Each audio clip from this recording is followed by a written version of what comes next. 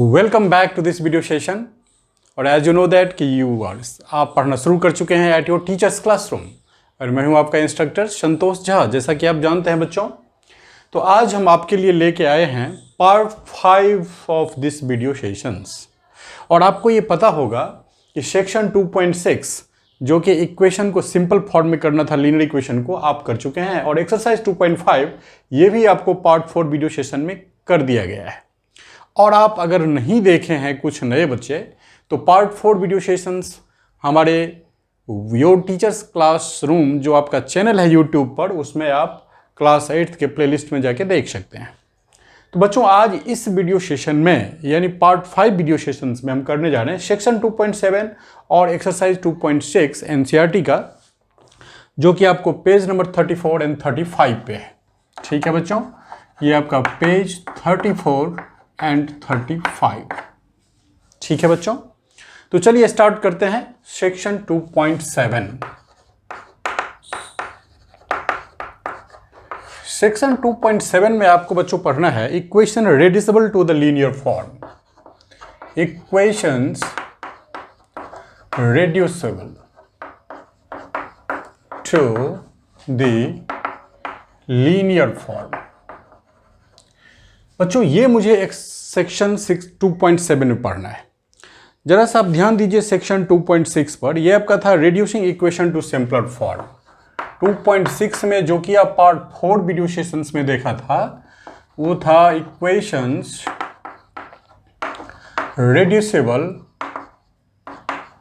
To simpler form. देखिए, जरा सा ध्यान दीजिए यहां पर, equation reducible to the linear form और equation reducible to the simpler form. क्या है डिफरेंस दोनों में? यहां देखिए लीनियर फॉर्म और यहां है सिंपलर फॉर्म। तो आपको ये डिफरेंस समझ में आ जाना चाहिए कि बेसिकली यहां पर जिस इक्वेशन की बात की जा रही थी ना, ये ऑलरेडी लीनियर था। जैसा कि एक एग्जाम्पल जो आपने किया था, वो आपके पास सेक्शन 2.6 का ये था। ये जो इसमें आपने किया था एक एग्जाम्पल, वो आपके पास था 6 + 1/3 + 1 and that is equal to x - 3/6। ये आपने इसमें किया था equation reducible to simpler form. तो देखिए, आपका जो यहाँ पर डिनोमिनेटर था वो एक कांस्टेंट पॉलिनोमियल था, कांस्टेंट नंबर था, और ये लीनियर इक्वेशन था। ठीक है, आपने इसका एलसीएम निकाला 6 और 3 का, और एलसीएम से दोनों साइड मल्टीप्लाई करके आपने इसका वैल्यू निकाल लिया था पार्ट 4 वीडियो सेशन में। लेकिन बच्चों, अब आपके पास क्या एग्जाम्पल आएगा? अगर आप इसको करना चाहते हैं, इसमें किस टाइप का क्वेश्चन आएगा?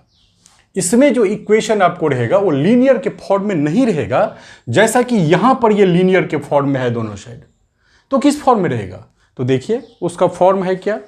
उसका फॉर्म है आपके पास x + 1 / 2x + 3। बच्चों, एक ऊपर में लीनियर, दूसरा नीचे लीनियर।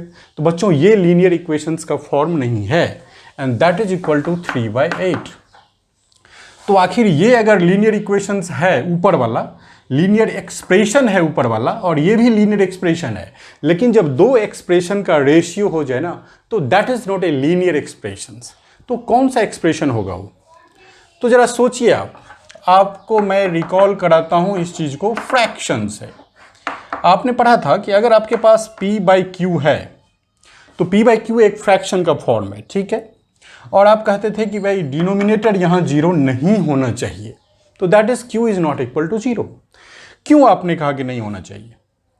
क्योंकि अगर आप करते, जैसे कि मान लीजिए आपने 1/0 कर देते, तो 1 जो है वो आपको p के इक्वल में आता और q इक्वल टू क्या हो जाता? 0। लेकिन बच्चों, आपको पता है कि 1/0 मीन्स अनडिफाइंड क्वांटिटी होता है, कोई डिफिनेशन नहीं, अनडिफाइंड। तो इसीलिए चूंकि ये एक्सप्रेशन अनडिफाइंड ना हो, तो कंडीशनल है कि denominator should not be equal to 0। तो ये आपको समझ में आया?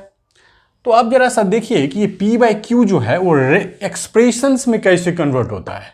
सपोज कीजिए कि आप एक फ्रैक्शन लिए 2/7, फ्रैक्शन है, तो क्या आप इसको ये लिख सकते हैं 2 × x to the power 0 / 7x to the power 0? कर सकते हैं आप, because x to the power 0 = 1 if x is not equal to 0। तो इसका मतलब है कि 2/7 को ये लिखा जा सकता है बच्चों। ठीक है, क्या आप 2/7 को ये लिख सकते हैं 2 × x⁻1 डिवाइडेड बाई 7 × x⁻1 लिख सकते हैं। x⁻1 x⁻1 कैंसिल हो जाएगा और यही एक्सप्रेशन मिलेगा।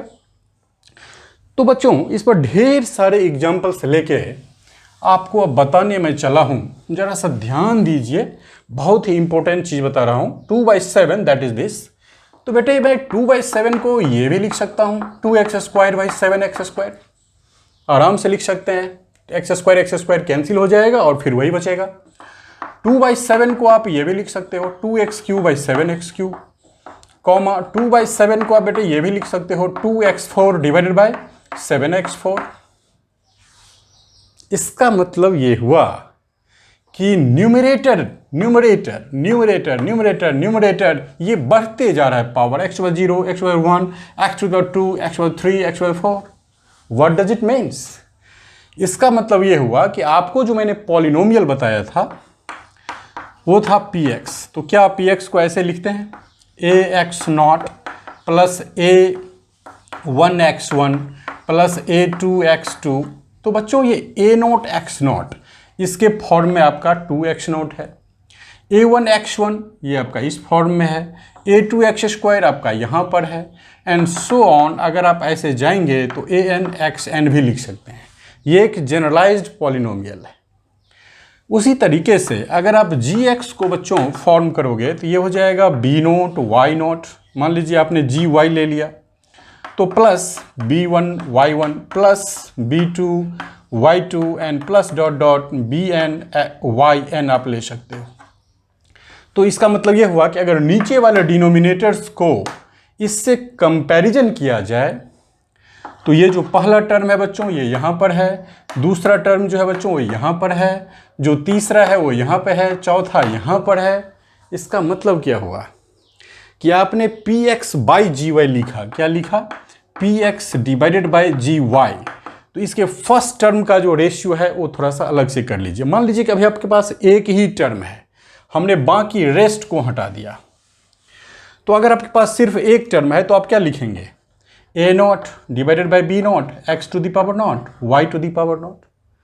तो कहने का मेरा ये मतलब है कि न्यूमरेटर जो है वो बेसिकली एक रेशनल टर्म्स है और इस रेशियो को रेशनल एक्सप्रेशन कहा जाता है। दिस मीन्स कि ये जो पार्ट है वो लीनियर फॉर्म नहीं है, वो एक रेशनल फॉर्म है। इसीलिए आप इक्वेशंस यानी जो रेशनल एक्सप्रेशंस है reducible to the linear form, इसे आपको लीनियर फॉर्म में ले जाना है। दैट मीन्स कि आपको ax + b = c के फॉर्म में जाना है बच्चों। तो रेशनल को आपको लीनियर के फॉर्म में ले जाना है, यही इस सेक्शन का उद्देश्य है। आइए स्टार्ट करते हैं एक नए एग्जाम्पल से। ये जो वीडियो सेशन है उसमें आपने 2.6 और 2.7 का जो डिफरेंस है उसको समझा। हम उठाते हैं एक एग्जाम्पल नंबर 1 और उसको करना है सॉल्व। तो चलिए सॉल्व करते हैं। And that is x + 1 divided by 2x + 3 and that is equal to 3/8। ये एक्सप्रेशन है आपके पास। तो px/qx के फॉर्म में है बच्चों। तो पहला कंडीशंस जब आप इसमें सॉल्यूशंस इसका निकालेंगे तो दो मेथड्स है। क्या सोचेगा बच्चे? पहले तो बहुत नॉर्मल चीज सोचेगा कि क्यों नहीं इसको मल्टीप्लाई कर दिया जाए, दोनों साइड क्रॉस मल्टीप्लिकेशन कर दिया जाए। कुछ बच्चे ये सोचेंगे कि जो डिनोमिनेटर में पार्ट है वो 2x + 3 is not equal to 0 कहा है सर ने, कि भाई नीचे वाला पार्ट जो है ये एक्सप्रेशन p/q के फॉर्म में है और q is not equal to 0 होना चाहिए। तो सबसे पहला कंडीशन है कि 2x + 3 is not equal to 0। इसका मतलब बच्चों आप अल्टरनेटिव उल्टा सोचिए कि अगर 2x + 3 0 हो जाए तो क्या होगा। अगर हो जाए तो 2x की वैल्यू -3 होगा और x की वैल्यू -3/2।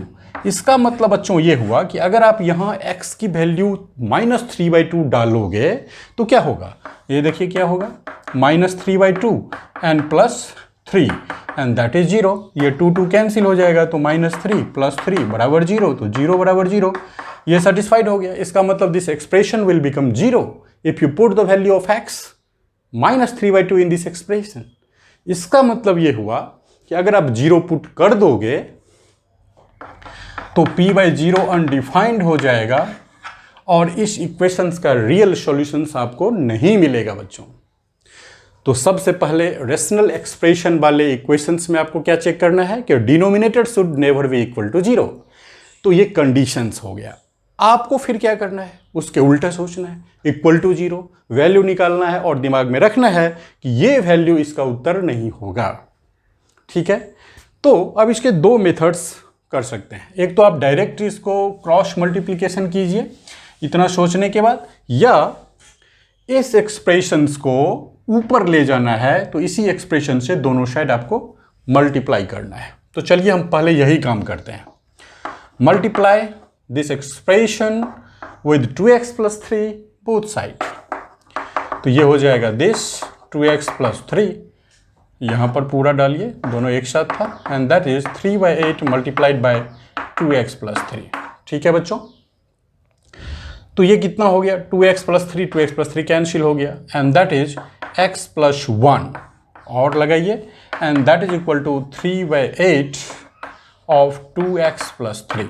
अब 8 को बच्चों हटाना है, तो ठीक है, दोनों एक्सप्रेशन को 8 से मल्टीप्लाई कर दीजिए। That is 8 × x + 1 and that is 3 × 2x + 3 और multiplied by 8 divided by 8, 8 cancel. ठीक है बच्चों, फिर हम चलते हैं, open the bracket and that is 8x + 8 equal to 3 × 2 = 6x and plus 3 × 3 = 9। ठीक है, ओके। अब इसको सॉल्व करते हैं वंस अगेन। तो बच्चों यहाँ पर आप लिखेंगे 8x + 8 and that is equal to 6x + 9।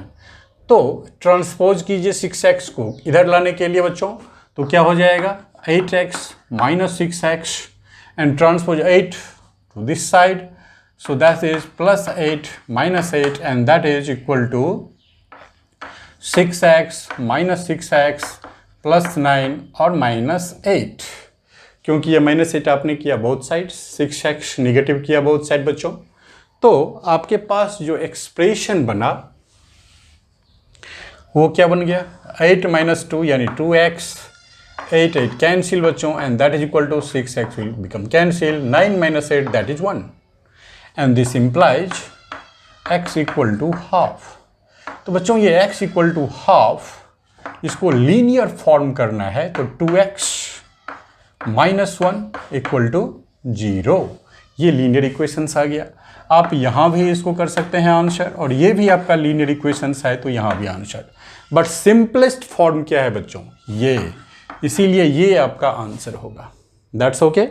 चलिए अब एक वर्ड प्रॉब्लम लेते हैं इस सेक्शंस को पढ़ने से। चलिए एक वर्ड प्रॉब्लम है बच्चों आपके पास कि present age of Anu and Raj. एक दूसरा एग्जांपल देखिए कि present age of Anu and Raj. ठीक है बच्चों, are in the ratio 4:5, are in the ratio 4:5. Okay, 8 years from now, 8 years from now, the ratio of their ages, the ratio of their ages will be 5:6, will be 5:6.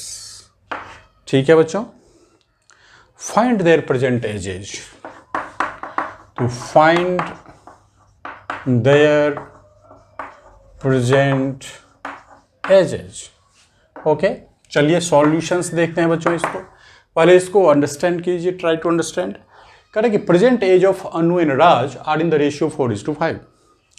तो आपके पास यहाँ बच्चों दो term है, अनु and राज, तो लिखिए यहाँ पे Anu and here it is Raj and make a table first. इससे आपको कोई गलती नहीं आएगी और आप करेक्ट सॉल्यूशंस बनाएंगे। चलिए, ये बच्चों नेम है कि 2 लोग हैं आपके पास। अब आप उसके प्रेजेंट एज निकालने जा रहे हो। तो बच्चों प्रेजेंट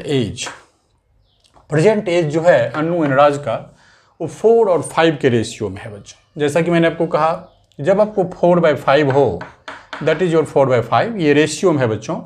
तो आप इसको अगर ऐसा लिखें 4x/5x या 4y/5y, तो कोई फर्क नहीं पड़ता क्योंकि x will come cancel, so the ratio will become same. इसका मतलब है कि जब भी मुझे रेशियो मिले तो हम उसके साथ कोई न कोई एक वेरिएबल ले लें और रेशियो को सेपरेट कर लें। तो अनु का जो प्रेजेंट एज है बच्चों वो 4x ईयर्स हो गया और इसका 5x ईयर्स। ये है अनु का present age. Okay, 8 years from now, आज से 8 वर्ष आगे की बात हो रही है। The ratio of their edges will be, यानी फ्यूचर की बात हो रही है, आने वाले टाइम की बात हो रही है, और वो भी 8 ईयर्स फ्रॉम नाउ। जो उसका एज है वो 5:6 हो जाता है बच्चों। तो प्रेजेंट एज क्या है? 4x 5x। तो 8 ईयर्स बाद क्या होगा?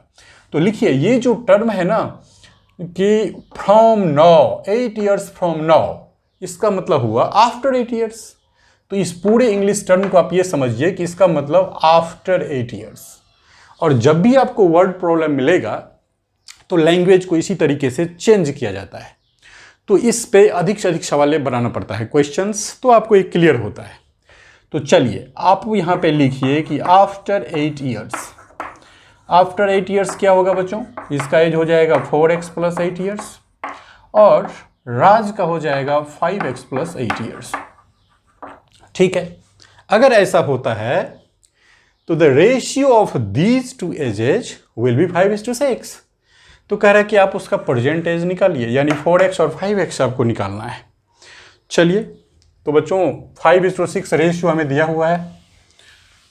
8 साल के बाद जो इसका एज आया, that is 4x + 8 divided bye 5x + 8 and that is बच्चों 5:6। ये आपका है बच्चों अकॉर्डिंग टू क्वेश्चन। ठीक है, फिर आपको वही बात बच्चों याद रखना है कि 5x + 8 नॉट इक्वल टू 0। इसका मतलब कि x is not equal to 8/5। ठीक है, ये टर्म यहां नहीं होना चाहिए। तो आप क्या करेंगे? सबसे पहले इस रेशनल एक्सप्रेशन को, this is your rational expression. क्यों कहते हैं इसको रेशनल? क्योंकि बच्चों ये px/qx के फॉर्म में है। 4x + 8 divided by 5x + 8. So this is a rational expressions. You have to convert it in the linear form. Okay?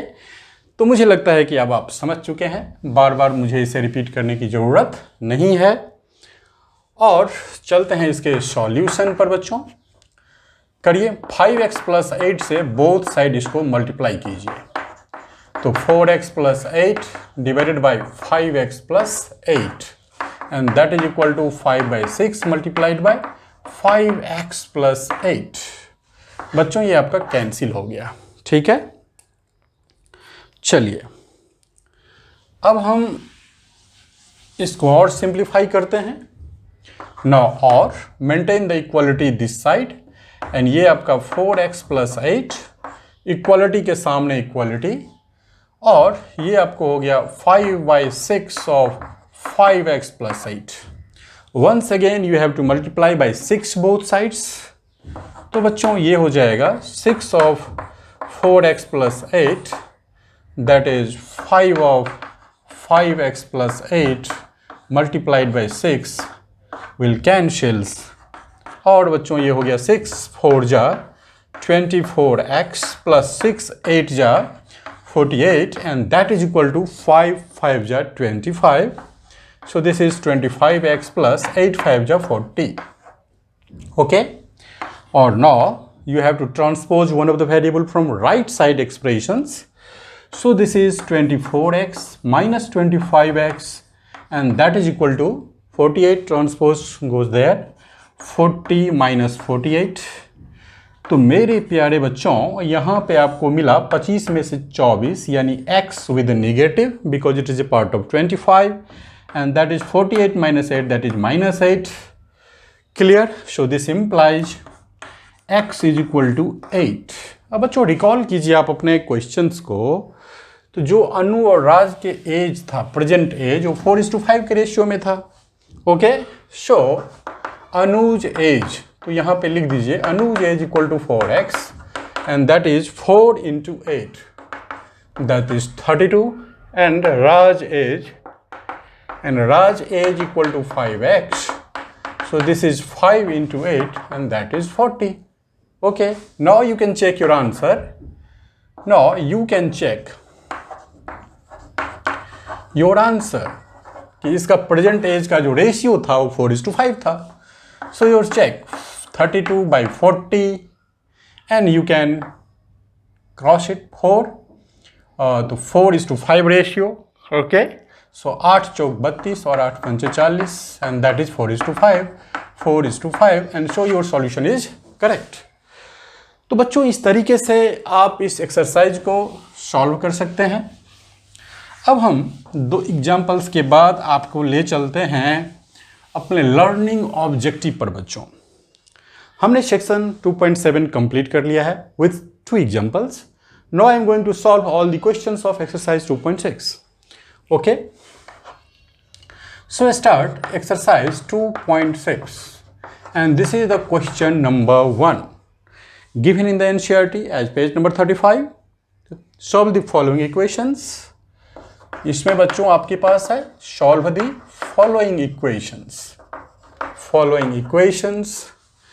और इसमें आपको 8x minus 3 divided by 3x equal to 2. Very simple, 3x equal to 2 बच्चों। तो इसमें आपके पास ये आ गया। once again you have rational expressions, so you can multiply both sides by 3x. So 3x multiplied by 8x minus 3 divided by 3x, that is equal to 2 multiplied by 3x. Very simple. This 3x will be cancelled or 8x minus 3 maintain the equality, 2 multiplied by 3x. आपको exam में भी ऐसे follow करना है and that is equal to 6x. This is 8x minus 3 बच्चों, 8x minus 3. Now you can take 6x from right hand side to the left hand side. So 8x को आप 6x इधर लाए. This process is known as transposing 6x from right to the left. So आप इसको फिर transposing minus 3 to the right, so that is plus 3. Now 8x minus 2x is equal to 8x minus 6x equal to 2x and that is 3. Now you can divide by 2 because you want to find the value of x. That's why 2 is a factor in the x. You can divide by 2 both sides. And if you can do this, you can maintain the equality or balance methods. Okay? तो बच्चों ये cut गया आपके पास and this implies कि x equal to 3/2. तो ये बच्चों आपका आंसर आ गया। This is a simple equations. X equal to 3/2 is a linear form. Okay? Now I am going to take another questions and that questions I will select from NCERT and that will be from question number 4. Okay, because 2 and 3 is very simple. 3y plus 4 and divided by 2 minus 6y, 2 minus 6y equal to minus 2/5. This is your solutions बच्चों।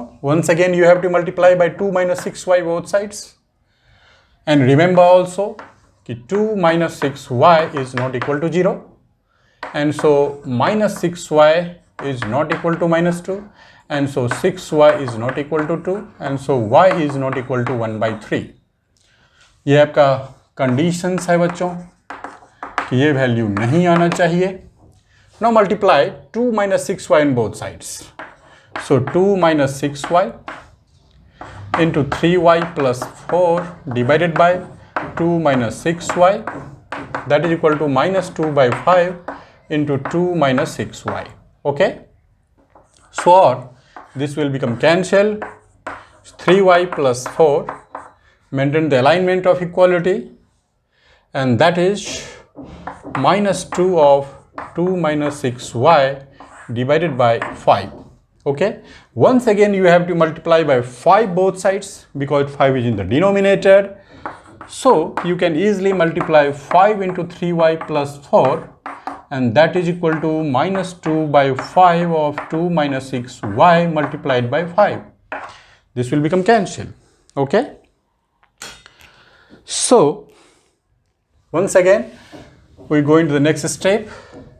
Just see here, or 5 into 3y plus 4 is equal to -2 into 2 minus 6y. Okay बच्चों, और open the bracket, 5 3 जा 15y plus 5 4 जा 20, and that is -2 and +2, minus plus minus 2 2 जा 4 here बच्चों, and minus minus plus, and 2 multiplied by 6, that is 12y. Okay, so और आप यहाँ क्या कर सकते हैं, अब once again take 12y by transposing, so 15y minus 12y, and that is equal to -4, and this transpose will come here, the -20. Okay, तो बच्चों यहाँ पर अब हम इसको फिर क्या लिखेंगे, this is equal to 15y minus 12y, that is 3y, and this is equal to -24. -24, you have 4 with negative sign, -20 with negative sign. You can add both, 24 with negative signs. Now divide by 3 both sides. So this implies 3 will become cancelled here, and 3 8 are 24. So y is equal to -8. तो बच्चों ये आपका एक linear equations आया. You can also right y plus 8 equal to 0, the linear form. This is the answer of this questions. तो बच्चों इस तरीके से आप किसी भी इक्वेशंस को रिड्यूस कर सकते हैं. ठीक है, अब हम एक वर्ड प्रॉब्लम लेते हैं आपके इस एक्सरसाइज से बच्चों. तो वर्ड प्रॉब्लम में हम लेते हैं आपको क्वेश्चन नंबर 7, क्योंकि question number 6 is very simple. चलिए, denominator of a rational number, the denominator of a rational number denominator of a rational number, इसको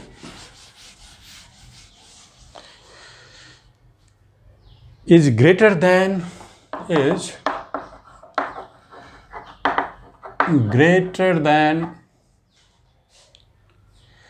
numerator by 8. Its numerator by 8. ठीक है, full stop.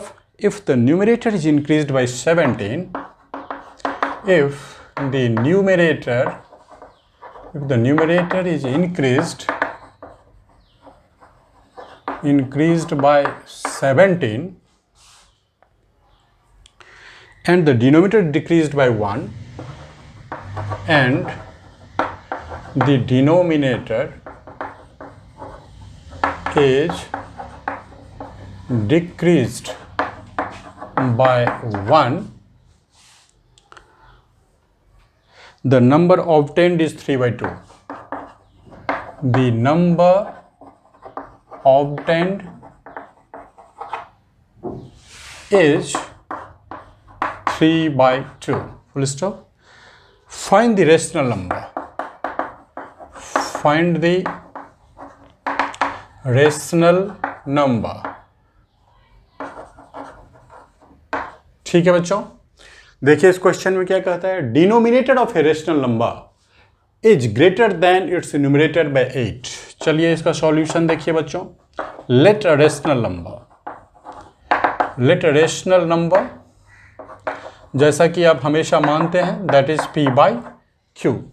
ठीक है बच्चों, आप इस फॉर्म में रेशनल नंबर को मानते हैं. तो बच्चों ये जो P है that is your numerator, and this Q is your denominator. ठीक है, और आपको ये पता होगा कि Q is not equal to 0, ये रेशनल नंबर होता है. चलिए अब ये कहता है जो डिनोमिनेटर जो है वो ग्रेटर देन न्यूमरेटर बाय 8। तो बच्चों इसमें हम यहाँ पे लिखते हैं denominator and this is your numerator. ठीक है, एक टेबल आप बना लीजिए। तो denominator is greater than the numerator बच्चों। सो अगर न्यूमरेटर आपका x है तो डिनोमिनेटर क्या होगा बच्चों, x प्लस 8। ठीक है, denominator of a rational number is greater than the numerator bye 8। तो न्यूमरेटर अगर x है तो denominator will become x plus 8। If the numerator is increased by 17।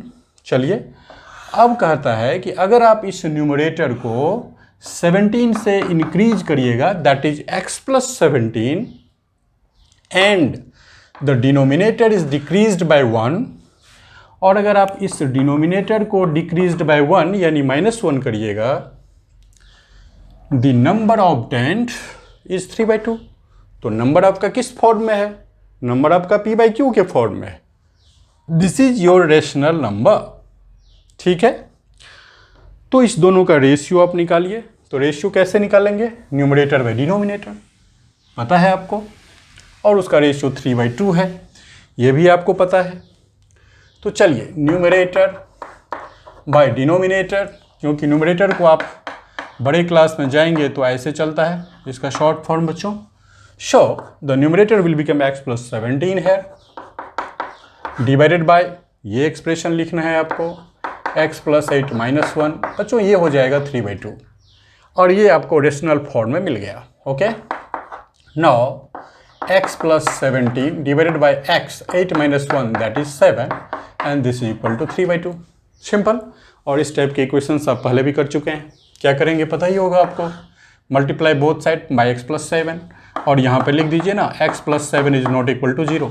ये मस्ट है बच्चों, ये बहुत ज़रूरी है लिखना। ओके, तो अब आप क्या करेंगे, x प्लस 7 को बोथ साइड मल्टीप्लाई करेंगे, 17 x plus 7, and that is x plus 7 multiplied by 3/2। Very simple. Now you can cancel it, और आपके पास आ गया x plus 17 is equal to, ये हो गया बच्चों 3 into x plus 7 and divided by 2। Now once again the 2 is in denominator, और आप ये सेक्शन 2.6 में पढ़ चुके हैं कि अगर डिनोमिनेटर में 2 है तो आपको क्या करना होगा, both side multiply by 2। So that is 2 multiplied by 3/2 into x plus 7, 2 will become cancel. तो आप इसे रिड्यूस कर सकते हैं सिंपल फॉर्म में। तो मुझे उम्मीद है कि आप लीनियर इक्वेशंस के इस कंप्लीट डिटेल्ड वीडियो सेशन से समझ चुके होंगे अच्छे से। तो 2x plus 34, open the bracket, now you can open the bracket here, 3 multiplied by x, 3x, 3 7 जा। You are at your teacher's classroom. Subscribe कीजिए, बेल आइकन को दबाइए सिंप्लीफाइड इंटरैक्टिव एनसीईआरटी कंटेंट को पढ़ने के लिए। 21 and 2 into x and 2 into 17, 34. So now transpose of 3x यानी minus 3x, and that is equal to transpose of 34 बच्चों, minus 34 here, और 2x minus 3x that is minus x is equal to minus 13. जब आप इसमें से minus करेंगे तो so you can cancel with negative sign, and therefore x is equal to 13, and you get your answers. So if you get your answer x equal to 13, then you can find the rational number. So find the rational number आपका question था बच्चों, rational number. So your rational number will become numerator by denominator. Your numerator is x, wherever your denominator is x plus 8. तो ये आपका x plus 8 था, तो x is 13 है. So this is 13 plus 8, and that is 13 by 21. So this is your rational number बच्चों, और ये answer हो गया। और इस प्रकार से आपने इस वीडियो सेशंस में चैप्टर 2 क्लास 8 एनसीईआरटी का कंप्लीट कर चुके हैं। There are only 2 there are only 7 sections from 2.1 to 2.7 and there are only 6 exercise from 2.1 to 2.6। तो YouTube पर जो हमारा वीडियो अपलोड है वो आपको मैथमेटिक्स के प्लेलिस्ट में मिल जाएगा। ये वीडियो सेशंस पार्ट 1 से पार्ट 5 तक उसमें अपलोड है और आप उसे देख सकते हैं, रिवाइज कर सकते हैं और कमेंट कर सकते हैं। और कौन सा वीडियो आपको कब चाहिए ये भी आप कमेंट करके हमसे मांग सकते हैं। हमने अपने इस वीडियो सेशन में लोअर क्लासेस से स्टार्ट किया। बच्चों में लोअर क्लास से इसीलिए स्टार्ट किया ताकि मैं किसी भी इक्वेशंस को सॉल्व करने का तरीका, एक फाउंडेशन बनाने की कोशिश कर रहा हूं कि किसी भी इक्वेशंस को कैसे देखा जाए, कैसे पढ़ा जाए, किस तरीके से कहां से सॉल्व किया जाए, इसीलिए हर इक्वेशंस को मैं आपको सॉल्व करके बताता हूं। और ये उम्मीद है हमारा कि आप ऐसा करेंगे तो जो आने वाला वीडियोज़ है हमारा, जब हम जी मेंस के लिए और जी एडवांस के लिए मैथमेटिक्स का वीडियो बनाऊंगा और फिजिक्स का बनाऊंगा, तो उसमें बेसिक आपका क्लियर होना चाहिए।